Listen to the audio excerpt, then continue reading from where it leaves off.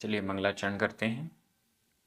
णाणमयम् अप्पाणम् ओलद्धं जेण झडियकं मेण चैऊणय परदव्वं नमो नमो तस् देवस्। बोलिए श्री 1008 आदिनाथ भगवान की जय। आचार्य श्री कुंद कुंद स्वामी की जय। आचार्य गुरुवर विद्यासागर जी समय सागर जी महाराज की जय। मुनिपुंगव श्री 108 सुधा सागर जी महाराज की जय। हम सभी बड़े ही सौभाग्यशाली हैं जो हमें आचार्य कुंद कुंद स्वामी के महान ग्रंथ अट्ठपाहुड़ के अध्ययन का अवसर मिल रहा है। छठवां मोक्ष प्राभृत चल रहा है। लगातार एक से एक अच्छी अच्छी गाथाएं हमारे सामने आ रही हैं। जैन दर्शन का हृदय खुलकर सामने आ रहा है। आज हम 2 गाथाओं का अध्ययन करेंगे, क्रमशः गाथा क्रमांक 71 और 72। ये दोनों गाथाएं बहुत सरल हैं लेकिन बहुत जरूरी भी हैं। चलिए प्रारंभ करते हैं। गाथा क्रमांक 71 उच्चारण। जेण जेण रागो रागो परे परे दव्वे अथवा पुरव दव्वे संसारस्स अधस पुरस संसारस्स हि हि कारणं कारणं तेणावि तेणावि जोयिणो जोयिणो णिच्चं अधच पुरच णिच्चं कुज्ज अधज पुरज कुज्ज अप्पे अधप पुरप अप्पे सभावणं सभावणं जेण रागो परे दव्वे जेण रागो परे दव्वे संसारस्य हि कारणं संसारस्य हि कारणं तेणाविजोयिणो णिच्चं तेणाविजोयिणो णिच्चं कुज्ज अप्पे सभावणं कुज्ज अप्पे सभावणं। ये भी अनुष्टुप छंद है। जेण क्योंकि चूंकि जेण क्योंकि चूंकि रागो राग परे पर में दव्य दव्य में पर दव्य में पर द्रव्य में जेण चूंकि क्योंकि रागो राग परे दव्य पर द्रव्य में परे दव्य पर द्रव्य में रागो राग पर द्रव्य में जो राग किया जाता है वह राग बार बार कहा जा रहा है। पर द्रव्य के प्रति रति नहीं करो। थोड़ा सा भी परमाणु प्रमाण भी यदि पर द्रव्य में रति की जा रही है तो अज्ञानी है, मूर्ख है, ये सब है। क्यों ऐसा कहा जा रहा है?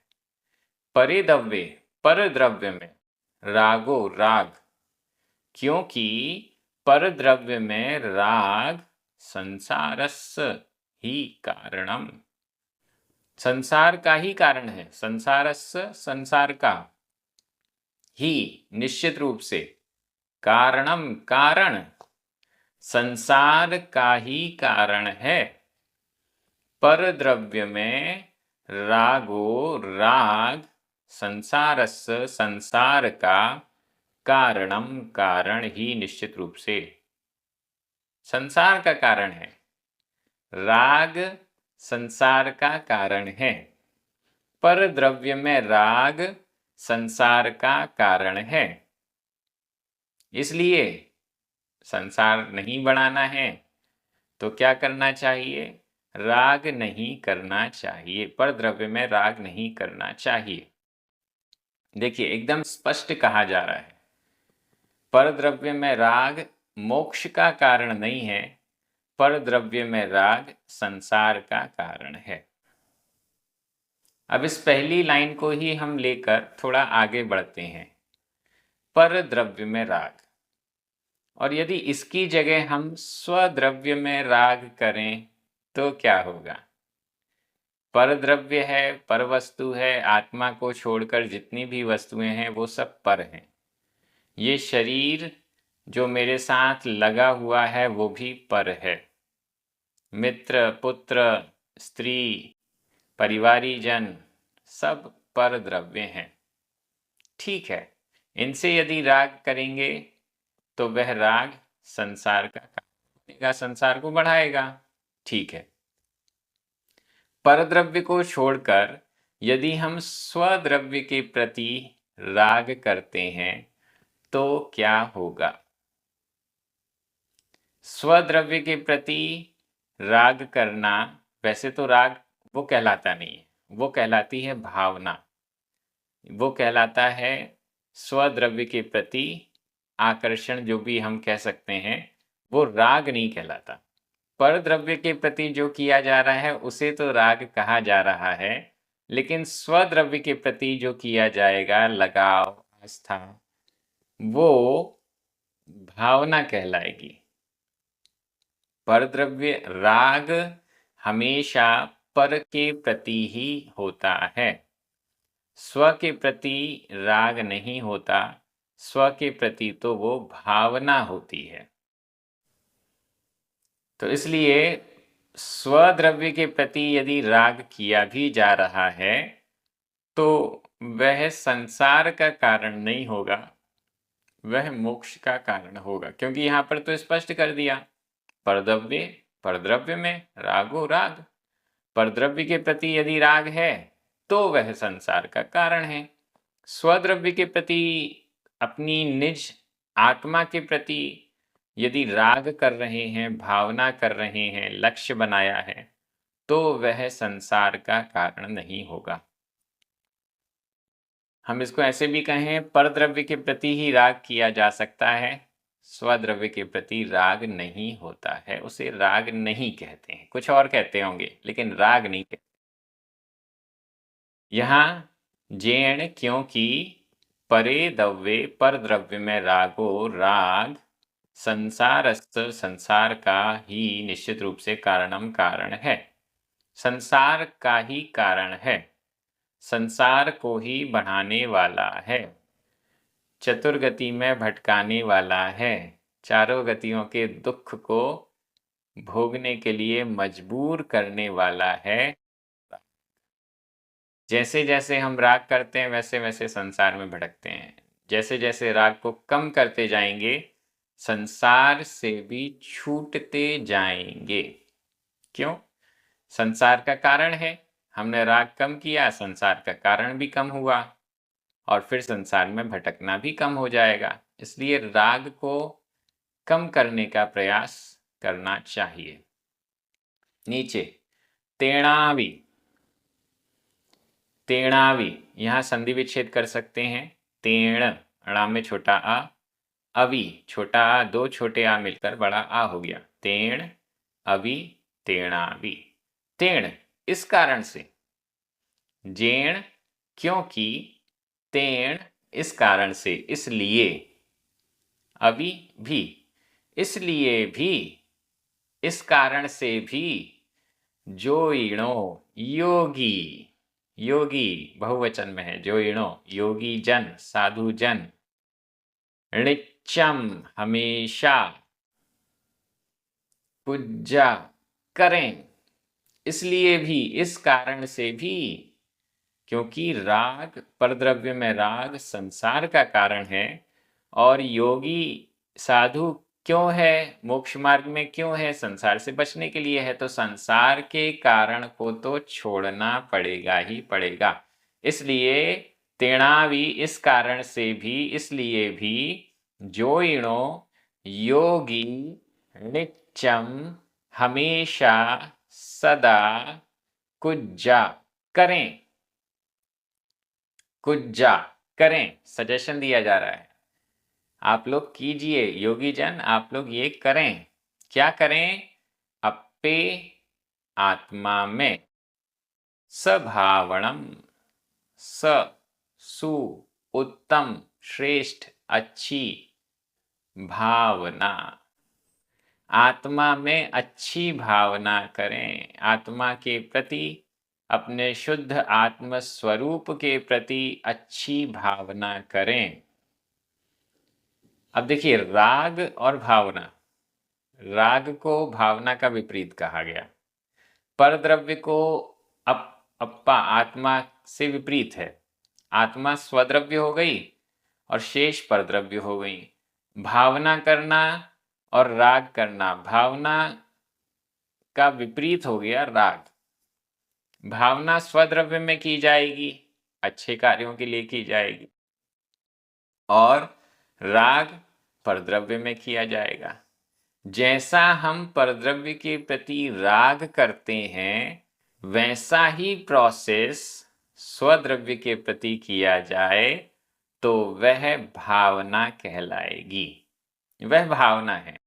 इसलिए कहा जा रहा है कि हे योगी जन, हमेशा आत्मा में सभावनम, उत्तम भावना को पूज्या करें। ये सीधा सीधा सजेशन कहें, उपदेश कहें, योगी जनों को, साधुओं को दिया जा रहा है कि परद्रव्य से राग करने से तो संसार का ही कारण है। इसलिए निज द्रव्य में, अपनी आत्मा में ही अच्छी भावना को करो। मुझे लगता है यहाँ शब्द का अर्थ तो आपको सब क्लियर हो गया है। आचार्य कुनकुन स्वामी का भाव भी बड़ा स्पष्ट है। अगर हम संसार से बचना चाहते हैं तो परद्रव्यों के प्रति राग से भी बचना होगा और निज शुद्ध आत्मा के प्रति अनुराग या भावना करनी होगी। व्याकरण की दृष्टि से देख लीजिए, जेण, ही, तेण, अवि, णिच्चम, ये सभी अव्यय हैं। रागो कारणम, और हाँ, ये दोनों ही प्रथमा विभक्ति के एक वचन है। परे, दव्वे, अप्पे सप्तमी विभक्ति का एक वचन है। संसारस्य षष्ठी विभक्ति का एक वचन है। जोइणो प्रथमा विभक्ति का बहुवचन है। कुज्जा विधि एवं आज्ञाकाल अन्य पुरुष बहुवचन का क्रिया रूप है। यहाँ जो ये आधा जा और पूरा जा वाला प्रत्यय है, ये जो प्रत्यय हैं ये सभी विकल्पों में यूज होते हैं। अन्य पुरुष, मध्यम पुरुष, उत्तम पुरुष, एक वचन, बहुवचन, सभी में, विधि एवं आज्ञा काल में भी होते हैं, वर्तमान काल में भी होते हैं।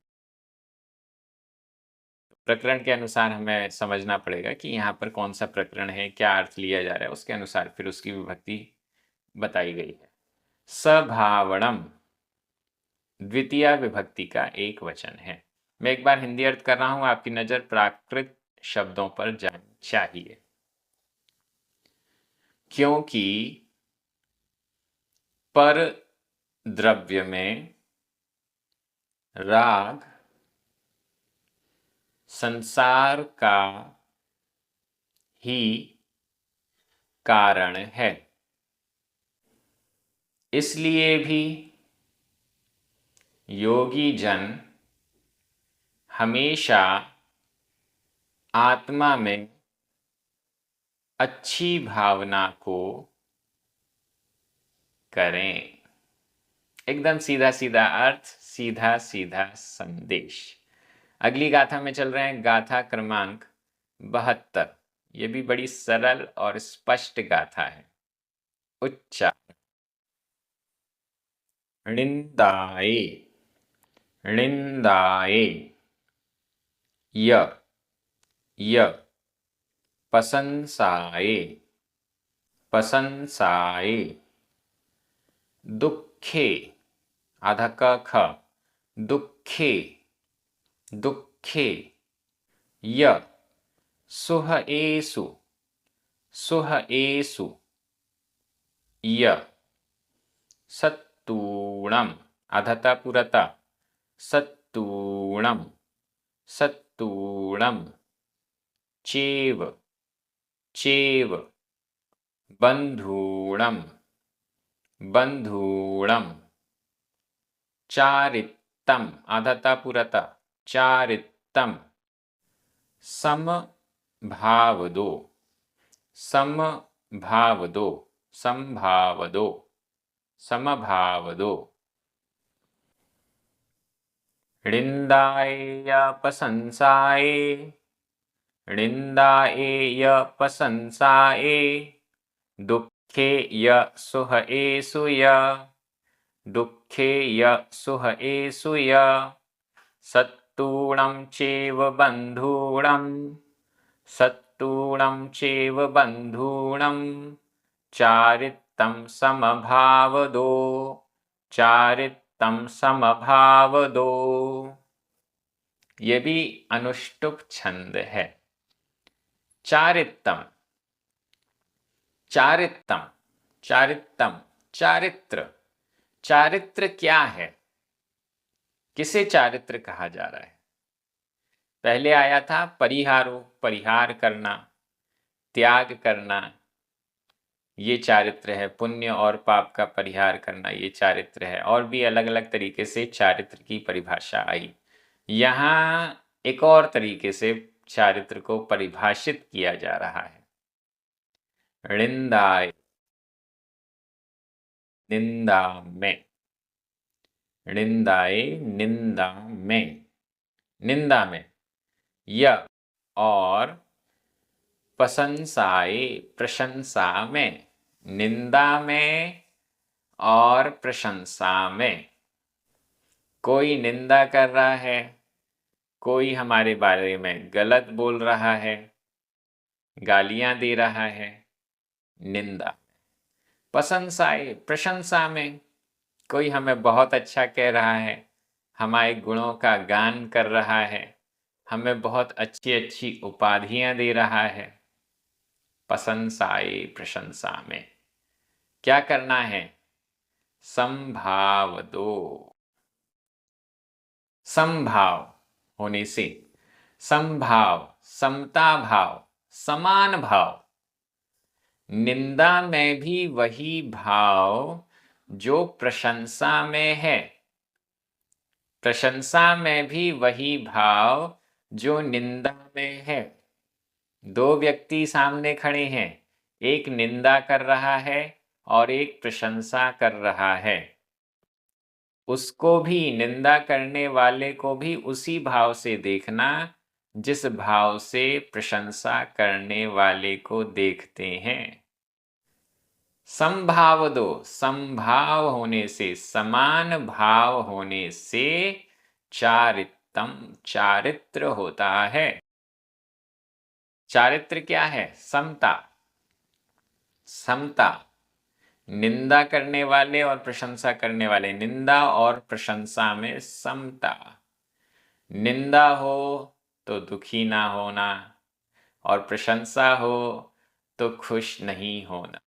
निंदा और प्रशंसा में संभाव दो, संभाव होने से चारित्तम चारित्र होता है। चारित्र की अलग अलग परिभाषाएं हैं। ये परिभाषा सबसे अंदर अंदर अंदर पहुंच रही है और फल को देखकर चारित्र को घोषित कर रही है। अगर समभाव है तो वह चारित्र है, समभाव नहीं है तो अभी चारित्र में कुछ शिथिलता है, कुछ कमी है और पुरुषार्थ करना पड़ेगा। निंदाए निंदा में, या और प्रशंसाए प्रशंसा में। आगे दुखे दुख में, या और सुहएषु सुखों में, या दुख में और सुखों में संभाव दो, संभाव होने से चारित्तम चारित्र होता है। आहार नहीं हुआ, बहुत तेज भूख लग रही है, बहुत तेज प्यास लग रही है, गर्मी सता रही है, ठंड लग रही है, दुख हो रहा है। दुख तो होगा लेकिन समभाव होना चाहिए। सुख के क्षण हैं, बहुत अच्छा आहार हुआ, बहुत अच्छा सुहाना मौसम है, कोई भूख प्यास नहीं लग रही है, सब कुछ अनुकूल है। सुखों में भी समभाव, दुख में रोना धोना नहीं, सुख में हंसना चीखना चिल्लाना नहीं। वाह, मजा आ गया। दुख और सुख में समभाव, दुख में और सुखों में जब कष्ट हो रहे हो तो भी समभाव, और जब कोई हमारी पूजा कर रहा है, कोई हमें सुख प्रदान कर रहा है, वैयावृत्ति कर रहा है, कुछ भी अच्छे कार्य हो रहे हैं, तब भी समभाव होना चाहिए। यह चारित्र है। यह समभाव हम गृहस्थों के लिए नहीं, मुनिराजों के लिए है। मुनिराज ऐसा समता भाव कर पाते हैं, हमारे लिए तो बड़ा मुश्किल है। हम तो कोई प्रशंसा करे तो बहुत आनंद आता है, और कोई निंदा करे तो फिर पूरा दिन खराब हो जाता है। दुख हो तो हम उस दुख को दूर करने का प्रयास करते हैं और सुखों को प्राप्त करने का प्रयास करते हैं। मुनिराज ऐसा नहीं करते। मुनिराज कोई निंदा करे या प्रशंसा करे, समता भाव रखेंगे। दुख के पल हों या सुख के पल हों, समता भाव रखेंगे। दुखों में रोना नहीं और सुख में खुश नहीं होना, ये उनका समता भाव, ये उनका चारित्र है। दुखे दुख में या और सुहेसु सुखों में। नीचे तीसरा चरण, सत्तूणम, शत्रुओं में। सत्तूणम, शत्रुओं में। चेव, और ही, और बंधुणम, बंधुओं में, मित्रों में। शत्रुओं में और मित्रों में संभाव दो, संभाव होने से चारित्तम चारित्र होता है। शत्रु भी सामने हो तो भी समता भाव। शत्रु सामने हैं, उपसर्ग कर रहे हैं, कुछ भी कर रहे हैं, समता भाव। बंधु हैं, मित्र हैं, भक्त हैं, पूजा भक्ति कर रहे हैं, सेवा वैयावृत्ति कर रहे हैं, समभाव। शत्रुओं को देखकर द्वेष नहीं करना, बंधुओं को देखकर राग नहीं करना, समभाव। समभाव होने से चारित्तम चारित्र होता है। गाथा एकदम सरल है। निंदा में, प्रशंसा में, दुख में, सुखों में, शत्रुओं में, बंधुओं में संभाव होने से चारित्तम चारित्र होता है। समता भाव प्रमुख है। समता भाव होने से ही चारित्र माना जाएगा। चारित्र का फल है समता भाव, और ये समता भाव ही धर्म है। इसके पहले कुछ जो गाथाएं आई हैं वहां पर इसको स्पष्ट भी किया गया है। तो हम ये कह सकते हैं कि चारित्र जो साधना है, वो साधना कैसे फलीभूत होती है, तो समता भाव से ही फलीभूत होती है। इस समता भाव को प्राप्त करने के लिए इतना उपसर्ग सहन करना, परिशय सहन करना, मूल गुणों का पालन करना, आवश्यकों का पालन करना, तपस्या करना, ये सब समता भाव को प्रकट करने के लिए, समता भाव को अपने अंदर जागृत करने के लिए कह सकते हैं। गाथा बहुत अच्छी है। व्याकरण की दृष्टि से निंदाए, प्रशंसाए, दुखे, इन सब में सप्तमी विभक्ति का एक वचन है। य 3 बार, चेव ये अव्यय है। सुह एसु सप्तमी विभक्ति का बहुवचन है। सत्तूणम, बंधुणम, ये दोनों ही षष्ठी विभक्ति के बहुवचन हैं, लेकिन अर्थ सप्तमी विभक्ति के बहुवचन में जा रहा है। चारित्तम प्रथमा विभक्ति का एक वचन है। संभाव दो, यहां पर 2 प्रत्यय लगा हुआ है जो कि पंचमी अर्थ वाला है, ऐसा हम समझ सकते हैं। मैं एक बार हिंदी अर्थ कर रहा हूं, आपकी नजर प्राकृत शब्दों पर जानी चाहिए। निंदा में और प्रशंसा में, दुख में और सुखों में, शत्रुओं में और बंधुओं में समभाव होने से चारित्र होता है। बड़ी अच्छी गाथा। आज की दोनों गाथाएं छोटी छोटी सी थी, अनुष्टुप छंद में थी, लेकिन बड़ी महत्वपूर्ण भी थी। समता भाव कैसा होता है, चारित्र कैसा होता है, परद्रव्य के प्रति राग करने से संसार ही बढ़ता है, ये हमें वहाँ समझने को मिला है। हम इनको फॉलो कर पाएं, ऐसा हमें अपनी समझ डेवलप करनी चाहिए। आगे चल के इनको फॉलो करेंगे तभी हमारा कल्याण हो पाएगा। हम सभी बड़े सौभाग्यशाली हैं जो हमें आचार्य कुनकुन स्वामी के महान ग्रंथ का अध्ययन करने का अवसर मिल रहा है। यह क्रम आगे भी इसी प्रकार से जारी रहेगा। अपने मित्रों को, अपने परिचितों को भी इस स्वाध्याय से जोड़ने का प्रयास कीजिए। प्राकृत प्रशिक्षण यूट्यूब चैनल को सब्सक्राइब जरूर करवाइए कीजिए। जिनवाणी स्तुति करें, 9 बार नमोकार मंत्र पढ़ें। सभी को जय जिनेन्द्र।